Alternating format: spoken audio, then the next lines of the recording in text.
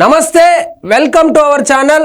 Telugu Desam party cadre June 4వ తారీఖున ఏ విధంగా సంబరాలు చేసుకున్నారో అదే విధంగా ఈ రోజు కూడా సంబరాల్లో మునిగి తేలుతున్నారు. దానికి కారణం ఏమిటంటే వాళ్ళు ఎన్నో రోజులుగా ఎదురు చూస్తున్నటువంటి వల్లభనేని వంశీ అరెస్ట్. ఒక్క వల్లభనేని వంశీనే కాదు, కొడాలి నాని కూడా ఆ లిస్టులోనే ఉన్నాడు, ఇంకొంతమంది కూడా ఉన్నారు. ప్రస్తుతానికైతే వల్లభనేని వంశీ అరెస్ట్ అయ్యాడు. ఆ వల్లభనేని వంశీ అరెస్టును సోషల్ మీడియా వేదికగా టీడీపీ శ్రేణులు అదేవిధంగా గ్రౌండ్ లెవెల్లో కూడా టీడీపీ కార్యకర్తలు సంబరాలు అయితే జరుపుకుంటున్నారు. మరి వల్లభనేని వంశీకి రిమాండ్ విధిస్తారా లేదా బెయిల్ ఇచ్చి పంపించేస్తారా అని మాత్రం వేచి చూడాల్సిందే. న్యాయ నిపుణులు మాత్రం ఖచ్చితంగా వల్లభనేని వంశీకి 6 నెలలు రిమాండ్ పడే అవకాశాలు కనబడుతున్నాయి అంటున్నారు. ఇది కనుక నిజమైతే తెలుగుదేశం కార్యకర్తల ఆనందానికి అవధులు లేదని చెప్పవచ్చు. ఇదిగోండి విజువల్స్ చూడండి. గేట్ నెంబర్ 1 అంట ఎవడో విలాసవంతమైనటువంటి అపార్ట్మెంట్ తీసుకున్నాడు. మై హోమ్ రామేశ్వరరావు అనుకుంటా, ఇది భూజా పేరు. ఇదిగోండి అరెస్ట్ చేసి తీసుకెళ్తా ఉన్నారు. ఈరోజు పొద్దున జరిగింది.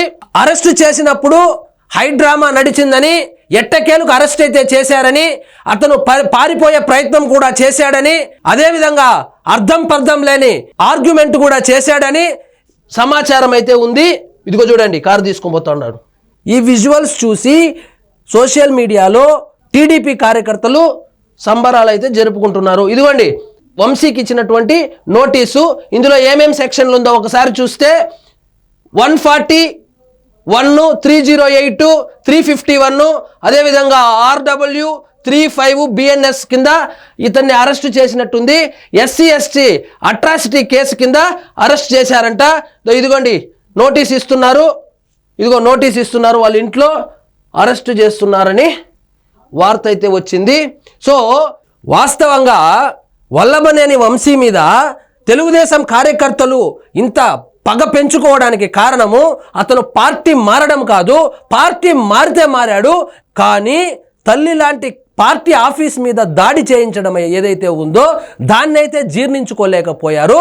అదేవిధంగా కష్టకాలంలో పార్టీకి వెన్నుపోటు పొడిచి వెళ్ళింది కాకుండా జగన్మోహన్ రెడ్డి గారి దగ్గర మార్కులు కొట్టేయడానికి ప్రత్యర్థి పార్టీల మీద నోటికి పని చెప్పడం కూడా వాళ్ళ పగకి కారణమని చెప్పొచ్చు. ఇది చూడండి, ఒక నేరాన్ని కప్పిపుచ్చేందుకు మరొక నేరానికి పాల్పడ్డ వంశీ, వల్లభనేని వంశీ పాపం పండింది, దళితుడిని కిడ్నాప్ చేయించిన వంశీ.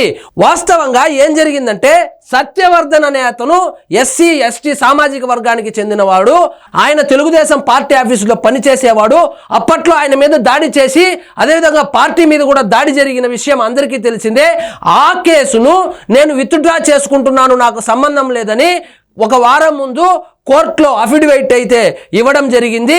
ఆ అఫిడవిట్ ఇవ్వడానికి నన్ను కిడ్నాప్ చేసి బెదిరించి భయభ్రాంతులకు గురి చేశారని మళ్ళా ఒక కంప్లైంట్ ఇస్తే ఆ కంప్లైంట్ ఆధారంగా ఇతన్ని ఈ రోజు పొద్దున తెలంగాణలో రాయదుర్గంలో ఒక విలాసవంతమైనటువంటి అపార్ట్మెంట్లో తలదాచుకుంటున్నటువంటి వల్లభనేని వంశీని అయితే అరెస్టు చేయడం జరిగింది. నిన్న మధ్యాహ్నము జగన్మోహన్ రెడ్డి గారిని కలవడానికి తాడేపల్లికి వెళ్ళినటువంటి వంశీకి అక్కడ కూడా చుక్కెదురైనట్లు, కనీసం అపాయింట్మెంట్ కూడా దొరకనట్లు వార్తలైతే వస్తున్నాయి. ఇక వైఎస్ఆర్సీపీ పార్టీ కూడా వాడుకొని ఇక వదిలేసినట్లే కనబడుతోంది. సో ఫైనల్గా వంశీ అయితే అరెస్ట్ అయ్యాడు. బెయిల్ మీద బయటకు వస్తాడా లేదా రిమాండ్కి వెళ్తాడా వేచి చూడాల్సిందే. ఆయన లీలలు చూడండి. గన్నవరం టీడీపీ ఆఫీసును తగలబెట్టించాడు, దాడులు చేయించాడు. పార్టీ ఆఫీసుని తగలబెట్టేటువంటి సాంప్రదాయం ఈ వైఎస్ఆర్సీపీ అధికారంలోకి రాగానే వచ్చింది.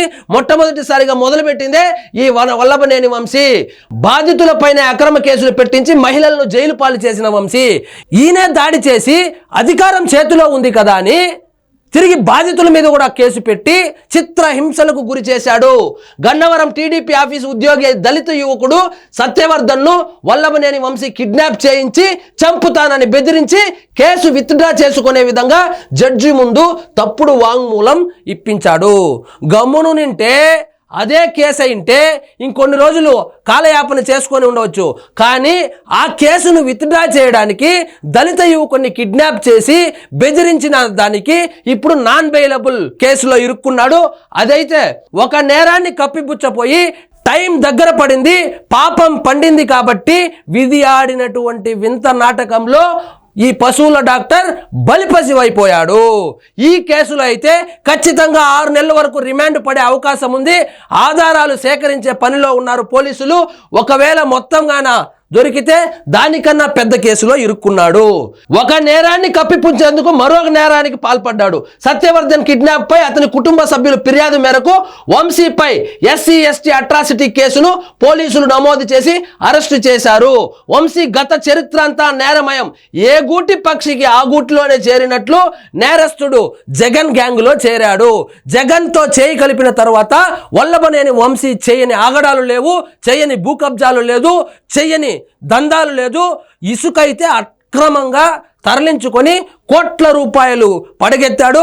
అదేవిధంగా కనపడిన భూమినంతా గన్నవరం చుట్టుపక్కల మొత్తం కబ్జాలకు పాల్పడి మరి అవి కూడా ఇప్పుడు బయటకు తీస్తారా లేదా అనేది వేచి చూడాలి. చివరికి లక్షలాది మందికి సాగునీరు తాగునీరు అందిస్తున్న పట్టిసీమ గట్టు మట్టినంతా అక్రమంగా తరలించి 100 కోట్లు సొమ్ము చేసుకున్నాడు. ఎవడైనా ప్రాజెక్టు కడితే మట్టి తోలుతారు. ఈ పెద్ద మనిషి పట్టిసీమకు సంబంధించిన మట్టిని కూడా దోచుకున్న దుర్మార్గుడు ఈ వంశీ.